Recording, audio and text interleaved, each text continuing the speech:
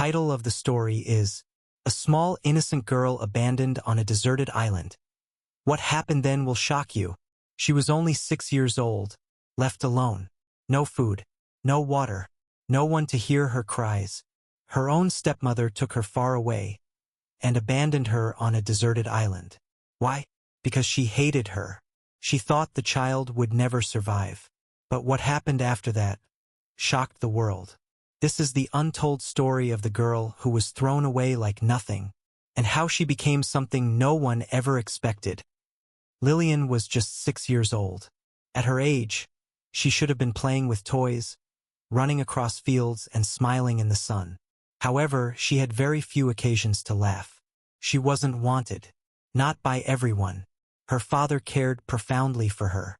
He hugged her tightly, kissed her goodnight, and told her she was his little princess. However, her stepmother, Eleanor, detested her.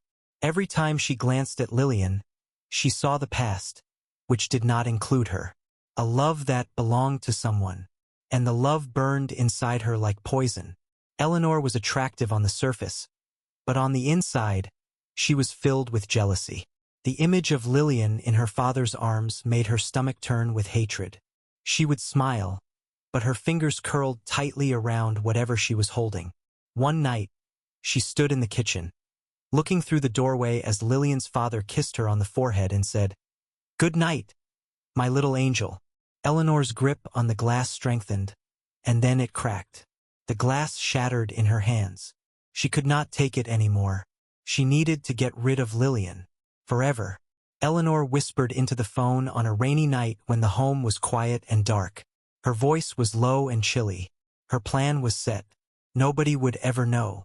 Nobody would ever find out. Lillian would simply disappear. The next morning, Eleanor took Lillian's hand. Her grip was gentle, and her speech beautiful. "We're going on a little adventure, sweetheart," she told me. And Lillian, full with enthusiasm, believed her. She adored travels.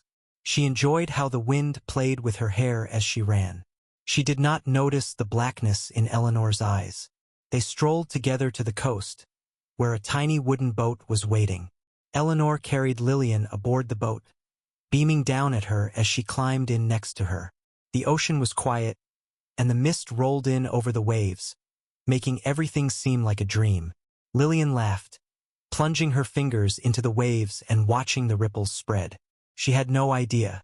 They arrived at a little lonely island. The trees were large and wild, and their thick leaves blocked out the majority of the sky. The sand was cold against Lillian's bare feet when Eleanor lowered her down to the beach. "Where are we, Mommy?" Lillian inquired, tipping her head up at Eleanor, hoping for a response. "Just wait here, darling," Eleanor murmured quietly, attempting a smile. "I'll be right back." Lillian nodded, turned away, and picked up seashells from the sand while singing a little tune to herself. She didn't notice Eleanor getting back aboard the boat. She didn't notice the woman's cold, vacant eyes looking at her one last time. Then the boat floated away. Lillian looked up. Confusion flashed across her little face. "Mommy!" Initially, her voice was quiet. As the boat moved forward, her heart began to pound. "Mommy!" She sprinted ahead, her feet sinking into the damp sand and the waves pounding around her ankles. "Mommy, come back, please. I'm scared." But Eleanor never looked back. The boat disappeared into the mist. Lillian stood motionless, staring at the empty ocean. The wind picked up, causing her to shiver. She wrapped her arms around herself and stepped back onto the dry sand. Tears welled up in her eyes, but she pushed them away with her small fist. Perhaps this was a test. Perhaps if she was extremely good, Mommy would return. Lillian stopped. Her throat tightened each breath. Her ears strained against the quiet as she listened. Once more there it was, gentle, slow, approaching. Her small hands pressed into the sand. Inside her chest thumped her heartbeat. She was unsure of what it was. A beast? A monster? Worse? The bushes moved. The noise ceased. Quiet. Then, out of the shadows came two bright eyes. As she gazed into the darkness, Lillian's breath was shallow and stuck in her chest. The bright eyes never wavered or blinked. It was large, whatever lay in the shadows. Its thick, heavy breathing, like that of something ancient and savage, was slow and steady enough for her to hear. Her body refused to heed to her cries to run and shout. She was immobilized by the fear. Then it moved. A glimmer of moonlight cut through the dense clouds above as he took one stride forward. Her heart tightened in her small chest as the creature's figure appeared out of the shadows. It was a wolf. It was a huge wolf, its fur glistening in the dim light, but not just any wolf. Its intense, unreadable eyes were fixed on her. Lillian shuddered. Stories had been told to her. They ate young females, didn't wolves? The fairy tales stated as much. Would she die like this? Torn apart by vicious teeth? Alone in the cold? Silent tears streamed down her cheeks as her body hunched over, hands gripping the material of her clothing. She was very frail and little. All she wanted was to return home. Then, however, an odd event occurred. The wolf refrained from lunge. It didn't snarl. Took a seat. Lillian gasped for air. Confusion set in, but her wide eyes remained fixed on the thing. She wasn't being attacked. It was not approaching. It simply sat there with its golden fur shining dimly in the darkness. Interminable minutes elapsed between them. The wolf did not act. Her body started to give in because she was so worn out from hunger, terror, and grief. The weight of slumber dragged her beneath, causing her tiny frame to tremble and her eyelids to droop. The wolf, still sitting there, still watching, was the last thing she saw as the blackness took her. Her flesh was touched by warm light. Birds chirping and trees waving in the gentle breeze were among the early sounds that permeated the air. Lillian's body began to gently awaken as her fingers twitched. She briefly lost her sense of location as she blinked against the light. Then reality returned with a bang. She wasn't at home. She was in danger. Her body ached from sleeping on the uneven terrain, so she sat up fast. Then she noticed it. The wolf, still there. Golden fur shimmered in the early sunlight as it lay a few feet away. It wasn't sleepy, but its eyes were half closed. It was observing her. Her breath caught. She should be terrified. Shouldn't she? But for some reason, she wasn't. Not anymore. A peculiar feeling settled in her chest. Something warm and comfortable. She was not alone. Her stomach ached. The emptiness gnawed on her, twisting horribly. She clasped her arms about her belly, pressing her delicate fingers into her garment as she looked back at the wolf. It did not move or respond. It simply looked. She licked her chapped lips. She needed water. She needed nourishment. Slowly, she forced herself onto wobbly legs, her knees shaking under her weight. She turned towards the jungle. The trees stood tall, their shadows deep and everlasting. That was terrifying. However, she had no choice. The wolf stood up as soon as she went forward. Her breath caught. Was it finally about to attack? Had it just been waiting for her to move? But it did not. It walked ahead. Not toward her. Not away. Just moved forward. As if it expected her to comply. Lillian hesitated, her heart hammering. Then she gingerly made a modest step. The wolf did not stop. She followed. The jungle enveloped them, tangled vines snaking around branches and crushing leaves beneath her bare feet. The air smelled wet, full of dirt and life. Every sound chilled her, but the wolf never hesitated. It walked confidently, its physique powerful and sure. Then she overheard it, a faint trickling sound. Her eyes widened as she staggered forward, pushing through the dense fronds. She felt relieved when she saw it. A little stream gleaming in the sunlight. She ran to it, dropped on her knees, and scooped water into her palms. The cool liquid calmed the heat in her throat and washed away the dryness. She drank and drank, gasping with each gulp. It was the finest thing she'd ever tasted. When she eventually raised her head, the wolf was watching. A lump developed in her throat. "You helped me," she muttered. The wolf flicked its ears and cocked its head slightly, as if it understood. For the first time since she had been abandoned, Lillian felt something other than terror. Hope. The police station was busy with the normal hum of phone calls and quiet chats when a large fist slammed into the front desk broke the silence. Lillian's father was there, pallid from tiredness and his eyes wild with desperation. His angry voice dominated the room. "Where's my daughter? Where is she?" The officers exchanged apprehensive glances as the weight of his words settled on them. They'd heard stories like this before. Missing youngsters worried parents. Something was different this time, though. The man in front of them was not simply terrified. He was certain that something dreadful had occurred. Eleanor sat nearby, her eyes red and a dainty handkerchief gripped tightly between her fingers. A single tear streamed down her face as she whispered, her voice breaking at the appropriate points. "She ran away," she cried. "I looked everywhere. I begged her to come home. Her performance was perfect. But what about Lillian's father? He didn't believe any of it." His fists clenched at his sides, and his entire body trembled with rage rather than grief. He could see through Eleanor's flawless performance to the lie hidden beneath her trembling lips and lifeless eyes.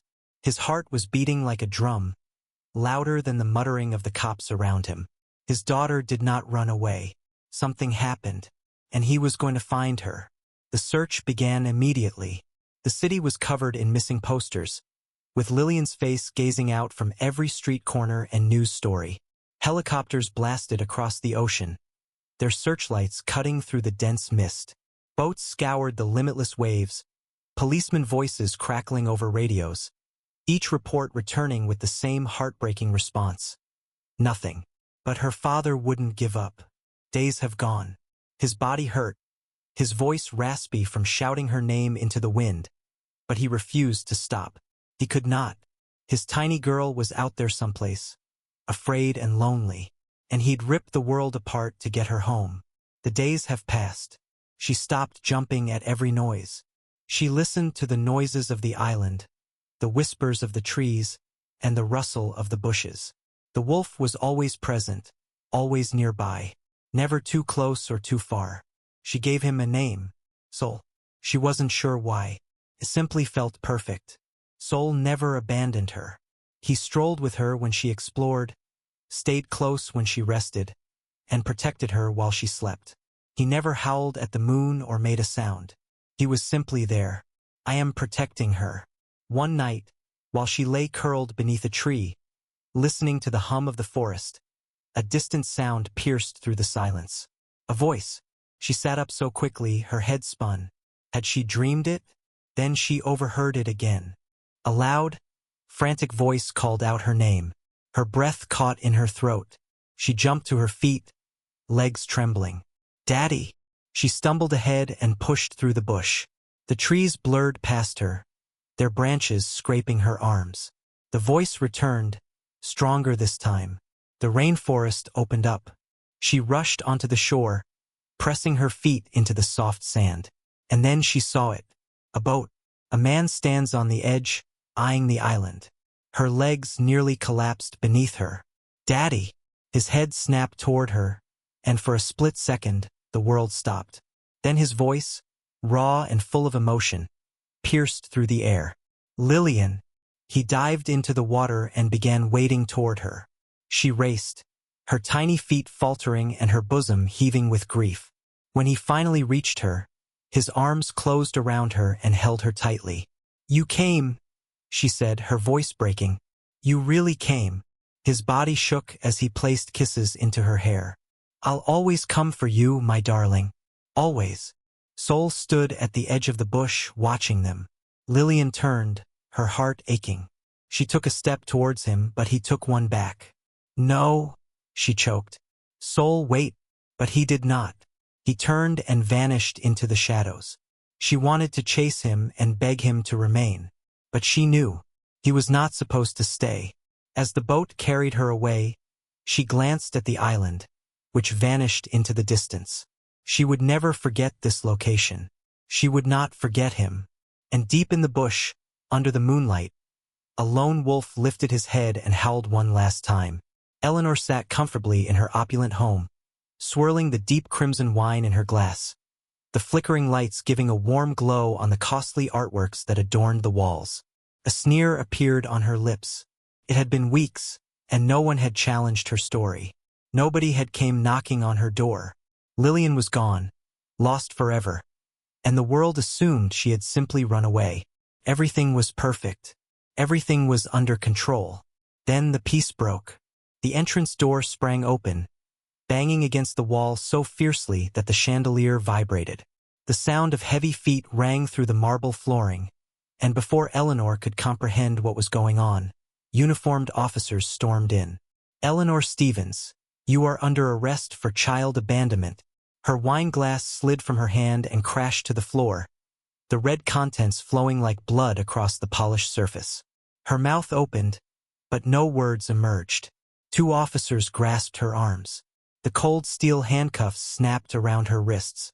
"No, no, this is a mistake," she cried out, her body writhing as they dragged her toward the door. "I've done nothing wrong." She ran away. I searched for her. Her voice, however, had become little more than empty noise. Justice has arrived. Her once perfect world collapsed in an instant. The opulent home, the fine clothes, the perfectly crafted lies. None of them could help her now. Lillian watched the news from afar, wrapped in her father's comforting embrace. The sight of Eleanor being carried away, her face twisted in wrath and disbelief, overwhelmed her with emotions she never expected to feel again. Peace. A faint, knowing smile sprang on her lips. She was left to die. However, she didn't. She'd fought. She had survived. She had learnt that strength was more than just power. It was about never giving up. After everything, she had arrived at her destination. She was at home. What do you think about Lillian's story? Was it fate, luck, or something more? Tell us in the comments below. And if you love real stories that shock the world, don't forget to like, share, and subscribe. Until next time, stay curious. Thanks for watching.